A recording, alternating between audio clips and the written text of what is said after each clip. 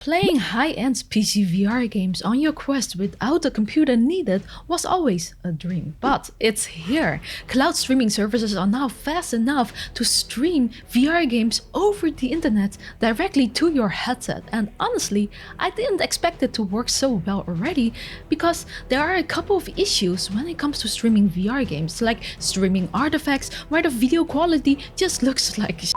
Or worse, high latency where you move in real life but it moves 1 second later in the stream, which is good if you want to get sick. VR cloud streaming is tricky because there's more data to be transferred than regular gaming. That's why there aren't many around yet, but we've got Shadow PC and now PlutoSphere. Both work, but it's not perfect. There are pros and cons per platform. Today we're taking a look at PlutoSphere, and if there's interest, I'll also make a comparison with Shadow PC. Leave me a comment if you'd like to see that. PlutoSphere recently launched in early access on site Quest, and currently they only support Quest 1 and Quest 2, but eventually will support more devices. So I've been testing it out for the past few days, and that's why today I want to share an early overview and discuss if it's a viable option already. I'll show you actual streamed gameplay, and at the end a guide on how to get started yourself. I'm Cas, and join me right now after a message from today's sponsor. My beautiful friends, don't try fitting glasses in your VR headset because you get 3 disadvantages instantly: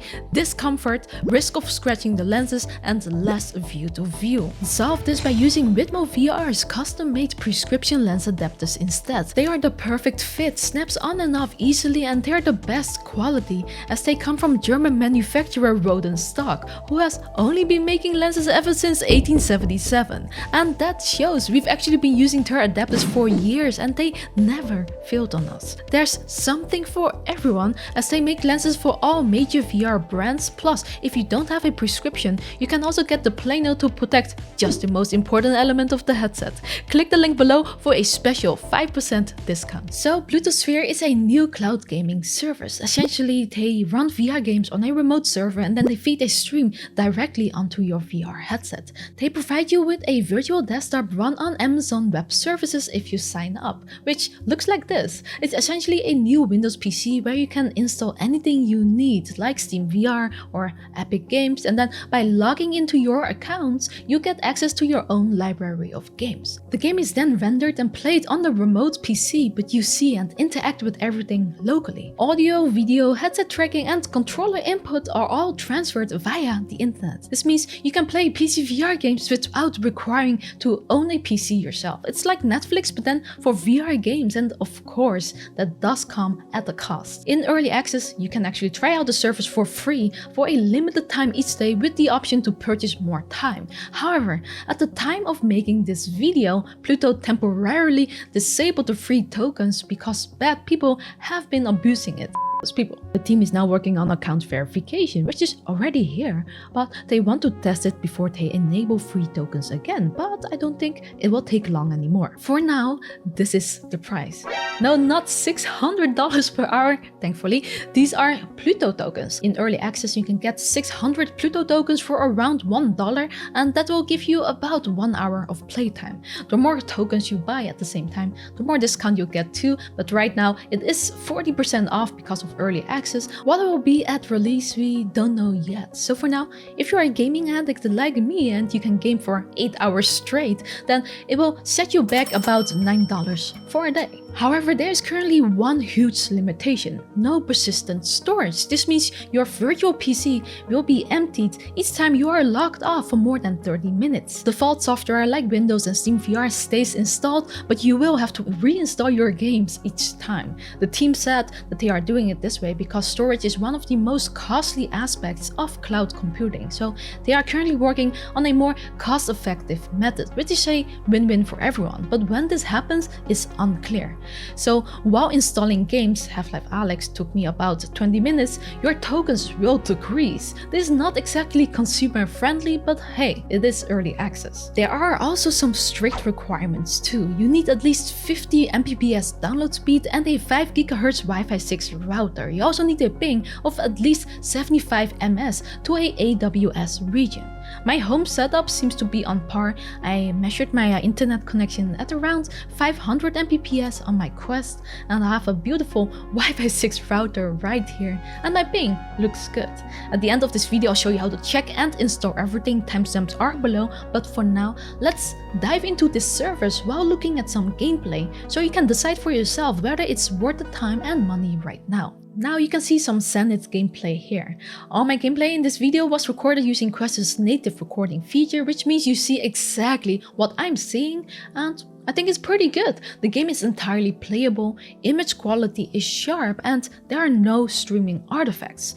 Black bars do occasionally appear, but it's not a lot, and latency was low enough that it was neglectable. It's pretty much matched my experience with Virtual Desktop on my PC. If you want to change video settings, by the way, you can click the blue bar at the left on your virtual PC. I tried 4K, but I found 1080p to be the most stable. Input lag was around 20 ms, which is noticeable if you move quickly, but as you can see, I can play Beat Saber on Expert without any problems, and I think that's very cool. Some of you may be more sensitive to input lag, but I don't think you mind it if you can handle Virtual Desktop too. I wouldn't recommend it for competitive play though. Slower games like Zenith and Half-Life Alyx should work perfectly. However, I had constant stuttering with Half-Life Alyx for some reason. The PlutoSphere team told me that it is supposed to work, and I have seen others get decent quality, but I tried low graphic settings, restarting, and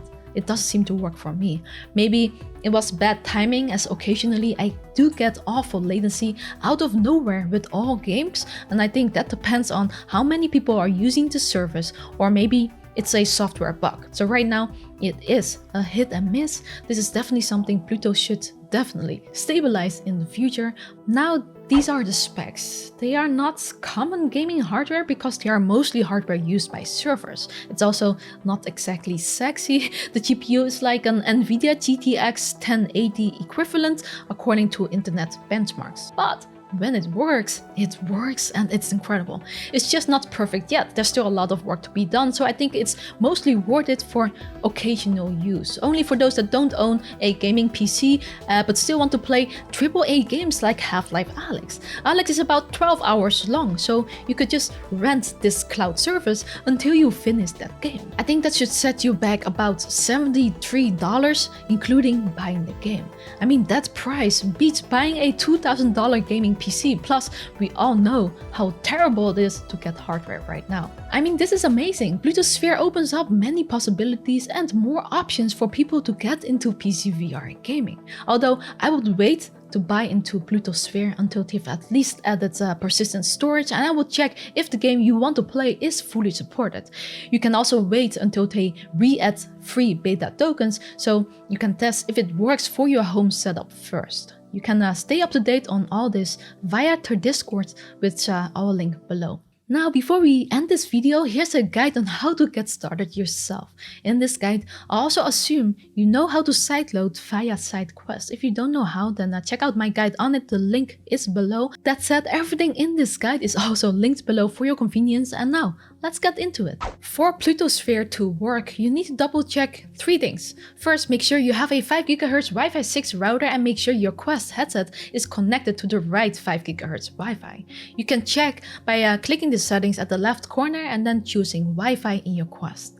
Then your internet speed should be at least 50 Mbps, which you can check simply by opening the Quest browser, then navigating to speedtest.net and then start the test from there. Last thing to check is whether you have a ping of at least 75 ms or lower to an AWS region. You can test that in Oculus browser too by going to the website cloudping.cloud/AWS. Wait until it finishes, and unfortunately CloudFront does not count, but if all has loaded and anything at the top is below 75 ms, like here on my screen, then you should be good to go. Now I'm using my iPad here to show you that it's possible, but you can do this on a phone or laptop as well. So create an account at PlutoSphere using this link here. If you use an ad blocker, Pluto recommends turning it off for this site because it may cause some trouble. Once your account is created, log in at the dashboard links below. You get to the main dashboard. Here, make sure to verify verify your account, which you do by entering your phone number and then entering the code you will receive by text. Make sure you got some Pluto tokens. If you don't, you can buy some by clicking the Get Tokens button. Make sure to fill out your Pluto username here, don't forget. Once you have some tokens, you should see it at the top right on your dashboard. Go back to the Pluto dashboard and go ahead and click on the Start button. Your virtual PC will be created, including all necessary software to start using SteamVR straight away. This process, however, can take about 10 to 15 minutes, but you can check on its status here. It should say booting up and then it should be followed by connecting. But while you wait, let's install the PlutoSphere app on your Quest. So connect your Quest to your PC with a USB cable. Launch SideQuest and make sure it's connected. Then in the search, look for PlutoSphere. Download and install it on your Quest by clicking on the Download App button. Wait until it finishes, which you can double check by going to Currently Installed Apps and then search for PlutoSphere here. If you see this package name, then you got it. Now, if you go back to your Pluto dashboard and if the status now says connected, you're ready to go. Go ahead and click the button with the little computer icon on it. Your virtual PC should launch in a separate browser tab, which should load within 30 seconds. You'll get a nice welcome message which you can close. The rest is just like any Windows PC, except at the left, you can click on the blue bar and then you will get various options for your virtual PC, like setting the video quality here for VR. Open Task Manager is also helpful and you can see your ping here. At the bottom of this menu, you can also open the keyboard if you need to type. They are going to implement the feature where the keyboard just automatically appears, but for now, you have to open it manually. Now we just need to make sure we are logged into Steam or any gaming platform that you use. So double check that by launching Steam. There are actually shortcuts on the desktop for this. Then also make sure SteamVR has launched. It needs to be launched for it to work inside your headset. Don't forget to install the game you want to play too, of course, in Steam. If you're done, you can go ahead and put on your Quest headset. Now, inside VR, if it's your first time launching PlutoSphere, make sure your Oculus browser is up to date by launching it once. If you get a pop-up asking to update, make sure to do that. If nothing happens and the browser just launches, then you're ready already, so you can just launch PlutoSphere.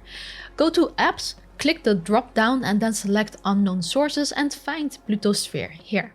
It will open your Oculus browser and ask you to log in with your Pluto account. You only need to do that once. After logging in, you should see the message registering Pluto device success. If nothing happens when you launch Pluto, then make sure that you don't have any other browsers installed on your Quest. I've had Chromium installed for something before, which I needed to uninstall via SideQuest first before this worked. Now, if you got the success message, then go back to your app library by using the Oculus button and then run PlutoSphere again. You will see a black screen and after a few moments you should see a loading animation and then you should also hear elevator music. Then SteamVR should launch and you're ready to go. If you only hear music, by the way, and then the app closes, you most likely do not have SteamVR launched on your virtual PC. If you do and it still doesn't work, then try restarting your virtual PC by using the stop button in the dashboard. Wait until it shuts down and then use the start button again to restart it. If you do this within 30 minutes, everything should still be saved in the storage. Also, try restarting your Quest headset as well. That usually helps for me too. That's it. So what do you think about the current state of cloud VR gaming? Are you going to try it out or will you sit it out a few years until we get total lag-free gaming on demand? Oof, that would be awesome when that happens. Let me know in the comments below. As cloud VR matures even more, I will keep you updated on this channel, so make sure to leave me a like as support, and if you want to do a little bit more, please check out our new YouTube members tiers that I just updated, or Patreon. It will keep us afloat. A special thanks to all our current champions, especially these in shining armor, and as always, VR on.